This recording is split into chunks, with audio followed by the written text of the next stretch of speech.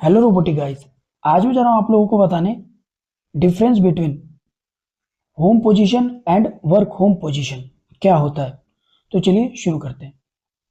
तो बेसिकली जो home position होता है, होम पोजीशन को ही हम ओरिजिन पोजीशन बोलते हैं, ओरिजिन पोजीशन को ही हम जीरो पोजीशन बोलते हैं, जीरो पोजीशन को ही हम सेकेंड होम पोजीशन भी बोलते हैं। अलग अलग टर्मिनोलॉजी थे, काम सबका सेम है। वो आगे आने वाली वीडियोज में आपको क्लियर होता जाएगा कैसे कैसे क्या होता है। बेसिकली मैनिपुलेटर क्या होता है पहले आपको बताऊं। मैनिपुलेटर होता है हमारा आर्म रोबोट को बोलते हैं। जो भी हमारी आर्म रोबोट्स होती हैं उनको मैनिपुलेटर बोलते हैं। और जो होम पोजीशन होती है वो क्या होती है, एक कैलिब्रेशन पोस्चर रहता है। वो क्या रहता है, कैलिब्रेशन पोस्चर रहता है इसका, ठीक है ना, जो अलाइन करता है physical mark through. Physical mark क्या होते हैं, जब रोबोट में आप अलाइन करते हैं ना तो क्या करते हैं, सारी एक्सिस बोलते हैं, जितने भी उसके जॉइंट्स है, जितने भी उसकी मोटर्स हैं, उन सब की वैल्यूज को क्या हम करते हैं, जीरो करते हैं। जीरो मीन्स कि एक बेस के अकॉर्डिंगली हम सारी पोजीशन को क्या डिफाइन करते हैं कि उस टाइम पर वो वैल्यूज हमारी जीरो हैं। ये कौन डिफाइन करता है, ये मैन्युफैक्चर डिफाइन करता है, जो भी उसकी रोबोट की प्रोग्रामिंग करता है। और ये जो जीरो पोजीशन है हमारा स्टोर कैसे होता है, हमारे सर्वो मोटर पे एक एनकोडर रहता है और एक पल्स डेटा बोलते हैं, उसके अंदर ये सब चीजें स्टोर होती है, जो क्या करता है उस पॉइंट को जीरो पोजीशन डिफाइन करता है, जिसकी वजह से वो क्या बन जाता है, एक एब्सोल्यूट रेफरेंस बन जाता है, जो एक परमानेंट रेफरेंस बन जाता है उस पॉइंट का। आप टीचिंग करेंगे, आप कुछ भी करते हैं रोबोट के अंदर, वो सिर्फ उस जीरो पॉइंट के अकॉर्डिंग ही वो स्टार्ट करेगा। मान के चलिए आप एक एक्स वाई जेड एक्सिस पे खड़े हैं, ठीक है ना, आप जीरो से राइट में जा रहे हैं तो मतलब पॉजिटिव वैल्यू जा रही है, आप जीरो से लेफ्ट में जा रहे हैं मींस नेगेटिव वैल्यू जा रही है। इस तरीके से ये वैल्यू काम करती है रोबोट के अंदर। अब हम आगे बढ़ते हैं, कुछ ड्रामेटिक के थ्रू ड्रामा मतलब डायग्रामेटिक के थ्रू आपको समझाता हूँ। डायग्राम से क्या होता है, बेसिकली जो रोबोट होता है उसके अंदर सिक्स एक्सिस होती है, S L U R B T. S होता है स्विंग आर्म, ये जो नीचे वाली आर्म होती है उसको स्विंग आर्म बोलते हैं, क्योंकि वो बेसिकली बेस पर रहकर रोटेट करती है क्लॉकवाइज एंटी क्लॉकवाइज। जो एल आर्म होती है इसको हम लोअर आर्म बोलते हैं। लोअर आर्म क्या करती है, बेसिकली फॉरवर्ड और बैकवर्ड का काम करती है, वो आगे जाएगी और पीछे जाएगी। फिर आते हैं हम अपर आर्म।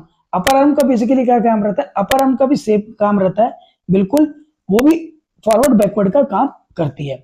जो हमारी आर होती है उसे हम कहते हैं आर्म रोल या रोटेटिंग आर्म बोलते हैं हम उसको। रोटेटिंग आर्म क्या करती है, वो उस एक्सिस पर रहकर, ये वाली जो एक्सिस है ना, ये एक्सिस, ये जो आप देख रहे हैं, ये यहां से रोटेट करती है, कभी थोड़ा सा इधर कभी थोड़ा सा इधर, क्लॉकवाइज एंटी क्लॉकवाइज सेम, जब आप रोबोट के सामने खड़े होंगे।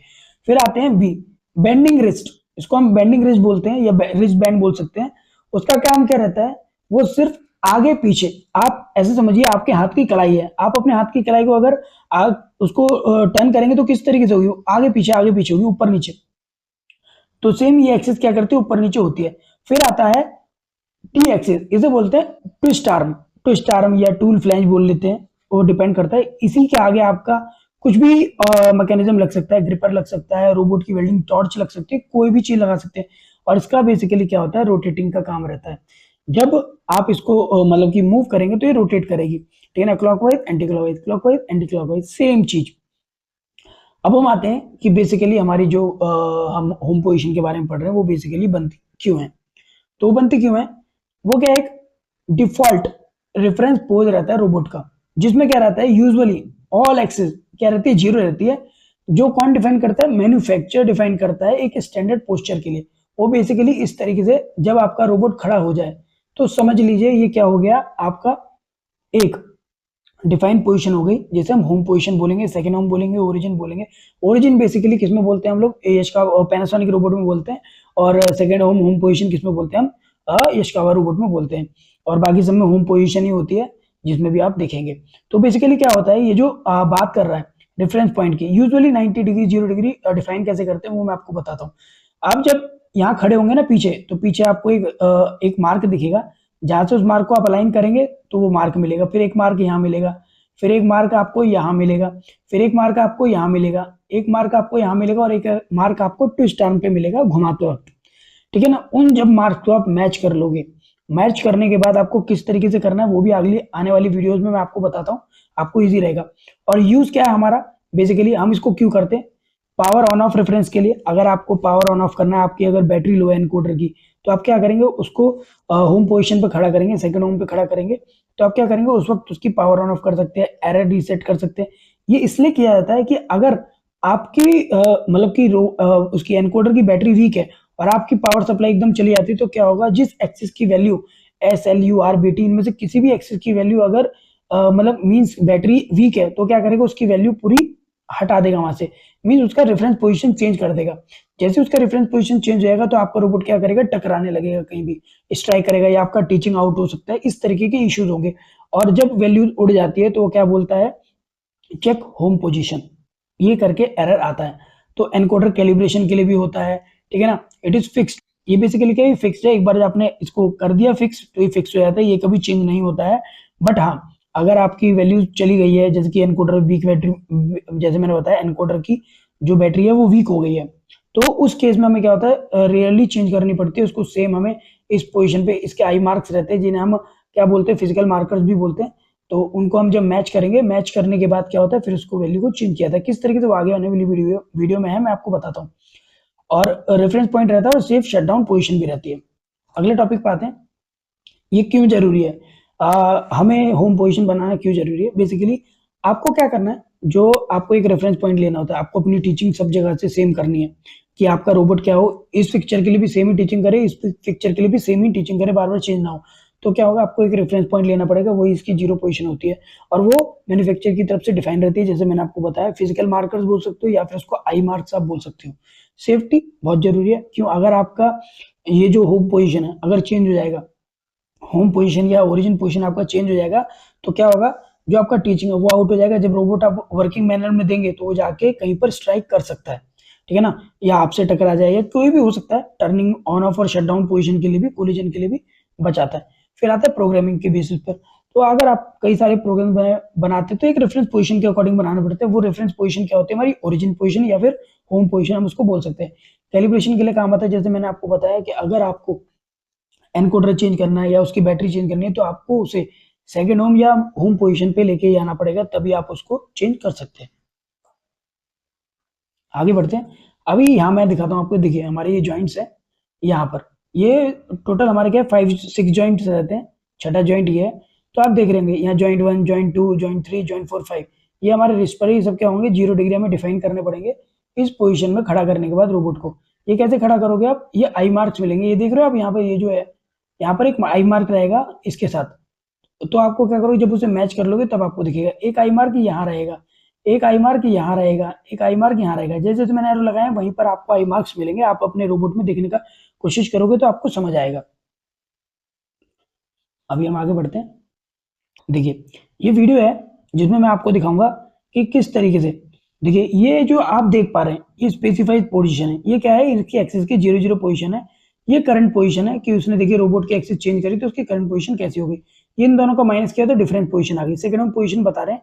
तो जैसे इसने मॉडिफाई एंटर यहाँ से किया, तो मॉडिफाई एंटर से क्या हुआ कि वैल्यू इसने यहाँ पर ही ले ली, तो जैसे ही मॉडिफाई एंटर किया तो मीन्स इसका सेकंड पोजीशन यहाँ पर सेट हो गया है, ठीक है ना। तो इस तरीके से हम लोग सेकंड पोजीशन इसका देखते हैं। तो जब भी आपको पता करना है कि हमारा रोबोट सही पोजीशन पे है कि नहीं, तो आपको क्या देखना है, स्पेसिफाइड पोजीशन देखनी है, स्पेसिफाइड पोजीशन इसकी 0 होनी चाहिए। अभी ओरिजिन पोजीशन वैल्यूज, जैसे ही आप वहां पर सेकंड होम पोजीशन की वैल्यू रजिस्टर कर देते हैं, तो फिर आपको क्या करना है, होम पोजीशनिंग के ऑप्शन में आना है। जो कहाँ से आओगे आप, रोबोट वाले फंक्शन रहता है इसका, रोबोट में जो रोबोट पे काम करता है आपको पता होगा, तो उसमें जाने के बाद होम पोजीशन पे जाना, होम पोजीशन में जाना, इस तरीके से वैल्यू आ जाएगी। आपको क्या करना, मान के चलिए यहाँ पर स्टार आ रहा है, यहाँ पर स्टार, यहाँ पर स्टार, कहीं भी स्टार आ रहा है, सभी एक्सेस में स्टार आ रहा है। इसका मतलब ये है कि आपकी SLURBT जो एक्सेस है उनकी वैल्यू मतलब वहां से रिमूव हो गई है या वो चेंज हो गई है, स्टार का मतलब ऐसा होता है। तो अगर आपको उसको सही करना है तो आप क्या करोगे, आप यहाँ पे आई मार्क्स होंगे उन सबको मैच करिए, जिस एक्सिस का भी आई मार्क है, और उसको सेलेक्ट करके एंटर कर दीजिए। यहाँ पे सेलेक्ट करेंगे आप और उसको एंटर करेंगे तो ये वैल्यू ऑटोमेटिकली यहाँ पर अपडेट हो जाएगी। सिर्फ यही काम रहता है। अब हम आते हैं वर्क होम पोजीशन पर।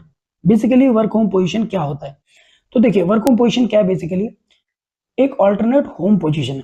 आपने जो होम पोजीशन बनाई ना, वो तो होम पोजीशन फिक्स्ड है कि वो चेंज नहीं होनी, बट वर्क होम पोजीशन क्या होती है, आपके सेल के अकॉर्डिंगली, आपके पिक्चर की रीच के अकॉर्डिंगली ये चेंज आप कर सकते हो, आपको जहां से बेटर लग रहा है। तो ये क्या एक ऑल्टरनेट होम पोजीशन प्रोग्राम रहती है यूजर के थ्रू, ये हम बना सकते हैं। बट जो होम पोजीशन है वो कौन बनाता है, वो प्रोग्रामर ही बना के जाता है। जैसे कि हम लाइन पे काम कर रहे हैं तो हम लोग इसे चेंज कर सकते हैं, हमको जिस तरीके से, इससे हमारी कोई प्रोग्रामिंग खराब नहीं होगी। बट हाँ, आपने अगर origin position home position change की तो आपकी प्रोग्रामिंग चेंज हो जाए। ऑल्टरनेट मतलब दूसरी एक होम पोजीशन रहती है जो प्रोग्राम करी जाती है यूजर के थ्रू। बट जो आपकी सेकंड होम ओरिजिन पोजीशन जिसे आप बोल रहे हो या होम पोजीशन बोल रहे हो, वो कब चेंज होती है? वो चेंज होती है हमारी, कब होती है? जब हमारा कोई इशू आ जाए एनकोडर में, बैटरी के थ्रू जब इशू आ जाए ना, तब हमें, या मोटर चेंज कर रहे हैं या शटडाउन ऑफ के बाद वैल्यू हमारी एनकोडर की वहां से चेंज हो गई है, तब उस केस में हमें क्या करना होता है? होम पोजीशन को चेंज करना होता है। वो किसके थ्रू होती है? वो होती है हमारे ऑटोमेशन इंजीनियर्स के थ्रू जो आते हैं, या यशकावा जो हमारे रिप्रेजेंटेटिव होते हैं वो चेंज करके जाते हैं। बट वर्क होम पोजीशन क्या है, इसको हम कभी भी चेंज कर सकते हैं अपने अकॉर्डिंग, क्योंकि ये क्या है, हमारे काम को ईजी करती है।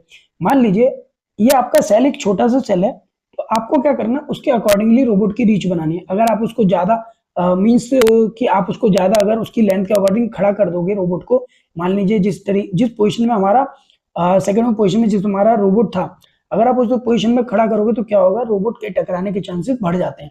बट आप उसको क्या करें, एक डिफाइंड शेप दे दे इस तरीके से। ठीक है ना, मैंने थोड़ा कलर से अलग अलग करके दिखाया आपको तो इजी पड़े इसीलिए। तो आप देख पा रहे होंगे कि अगर आप इस तरीके से पोजीशन दे देंगे ना, तो उसको क्या होगा, इजीली वहां पर रीच करने में इजी होगा। तो ये एक ऑल्टरनेट होम पोजीशन है जो प्रोग्राम करी जाती है यूजर के लिए। यूजर मीन्स कि हम जो लाइन पर इंजीनियर रहते हैं, ठीक है, आप हो गए और भी लोग हो गए, ठीक है ना। और ये क्या होता है, प्रोवाइड करता है कि secondary safe position near the work area और अवॉइड कॉलिजन, कॉलिजन को भी बचाता है, क्योंकि ये क्या एक सेफ पोजीशन रहती है रोबोट को वर्क होम देने का। कह रहे थे एक सेफ पोजीशन रहती है, अगर आप सेफ पोजीशन नहीं दोगे ना रोबोट को, तो क्या होगा, एंट्री और एग्जिट के वक्त टकरा सकता है वो, तो उसको सेफ पोजीशन देनी जरूरी है। तो आप देख रहे होंगे यहाँ पर ये वर्क कर रहा है, तो इसकी पहले होम पोजीशन ये थी, जैसे इसको कमांड दी तो ये वर्क करने के लिए यहाँ पर चला गया। तो थोड़ा सा मैं आपको एक वीडियो में समझाता हूँ। ये देखिए पूरा प्रोग्राम है, किस तरीके से प्रोग्राम बना हुआ है और इसके अंदर क्या क्या होने वाला है वो भी मैं आपको दिखाता हूँ। ठीक है ना, ये देखिए इसकी पहले होम पोजीशन थी, ये प्रोग्राम रन किया, ये प्रोग्राम रन किया, जैसे ही स्टार्ट करेंगे होम पोजीशन से, देखिए ये प्रोग्राम स्टार्ट होने के बाद देखिए ऐसे घूम के आएगा और फिर दोबारा अपनी होम पोजीशन पे ये रिटर्न कर जाएगा। तो बेसिकली होम पोजीशन का काम क्या रहता है कि वर्क होम पोजीशन का काम क्या रहता है कि जब रोबोट वहीं से एक डिफाइन पोजीशन कर देते हैं यूजर के थ्रू कि भाई वो आएगा, देखिए ये इसकी क्या है, ये इसकी होम वर्क होम पोजीशन है, किसने काम किया और उस पोजीशन पे वापस चला गया। क्या ये उस 90 डिग्री पे गया क्या, जो मैंने आपको ओरिजिन पोजीशन में दिखाया था? नहीं गया ना ये उस पे। क्यों नहीं गया? इसलिए नहीं गया क्योंकि इसकी जो पोजीशन है वो डिफाइन करी गई है। ये इसलिए डिफाइन करी गई है इसकी पोजीशन, वजह है कि रोबोट का एंट्री और एग्जिस्ट इजीली हो जाए बिना स्ट्राइक किए, कि रोबोट कहीं पर टकराए ना आते वक्त और जाते वक्त, सिर्फ इसीलिए इसको डिफाइन किया हुआ है। तो आज के लिए बस इतना ही, मिलते हैं नेक्स्ट वीडियो में नए टॉपिक के साथ। अगर आपको इस वीडियो में कोई डाउट रहा हो तो आप मुझे कमेंट सेक्शन में कमेंट करके पूछ सकते हैं, और आप चाहते हैं कि किसी टॉपिक पे जो आपको नहीं समझ आया उस पर मैं वीडियो बनाऊं, तो आप मुझे कमेंट सेक्शन में कमेंट करिए, मैं जल्द से जल्द आपके लिए उस पर वीडियो लेकर आऊंगा। Thank you, bye bye.